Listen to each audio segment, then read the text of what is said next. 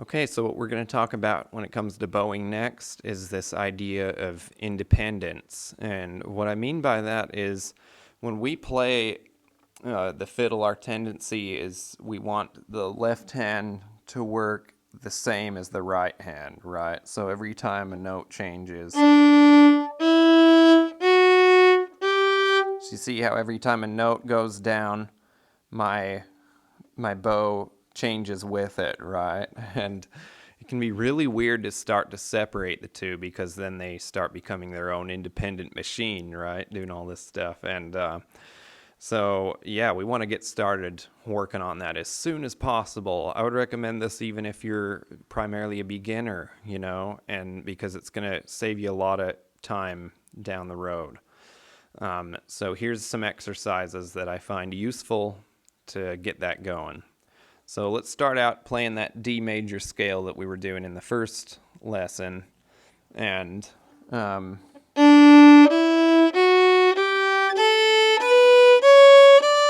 that scale, right? So what we're going to do now is we're going to do this thing called slurring. So slurring is something where you play more than one note on a bow, right? And it can seem pretty scary at first, it feels super weird.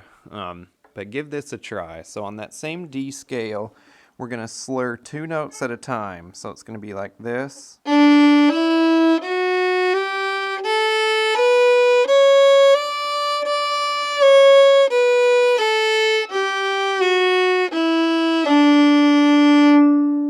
right. Practice that. Pause the video, practice that, and when you feel comfortable with it, then come back and try this. So this exercise is going to be just what you did, but instead with 3 notes on one bow, okay? So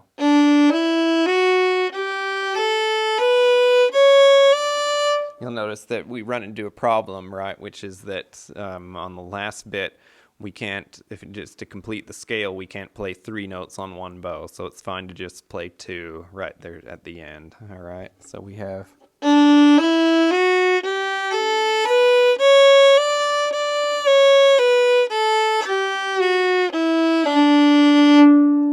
really weird thing you'll find is that you slur on a string crossing, which is that you're going to have to implement some of that kind of scooping motion with your bow, okay?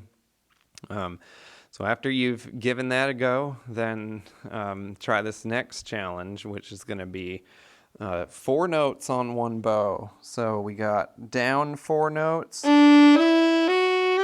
up 4 notes. Okay, and then down 4 notes, up 4 notes. Okay, and so when you practice these, try to gauge your level of comfort with them. Okay, so some ways that you can gauge that are, if you can just do it off the cuff without giving it too much thought, right? So if you can just be like...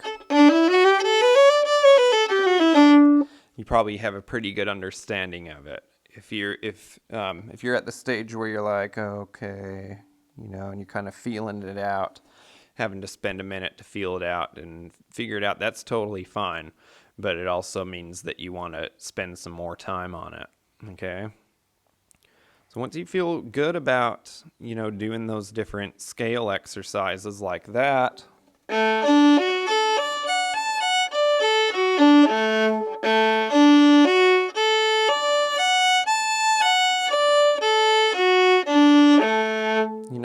different arpeggios and scale exercises, slurring 2 notes at a time, 3 notes at a time, and then 4 notes at a time. So you get comfortable doing all that stuff. That probably means that you've got a pretty good separation between what's going on with your left hand and what's going on with your right hand. So here's a big challenge, for this lesson that I want you to try. So take one of your tunes that and I'll give an example for one of mine. Take a tune that and then I want you to try slurring as many notes from the tune on one bow as you can while keeping timing, right? So here it goes. Here's an example from me on how to do this.